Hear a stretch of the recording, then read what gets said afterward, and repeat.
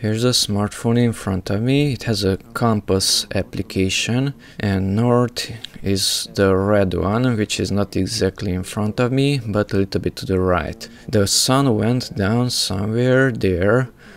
It went down there at west, and the sun when rises, it's not exactly at east, but a little bit to the left. So sooner than east, closer to northeast. So it's not at east, but at northeast. So it rises somewhere here. And it goes down, not at west, but at northwest, a little bit later. So at summertime it rises here and goes down there, longer period, and in winter time it rises later and it goes down sooner. So that's the winter, and that's the summertime, daytime.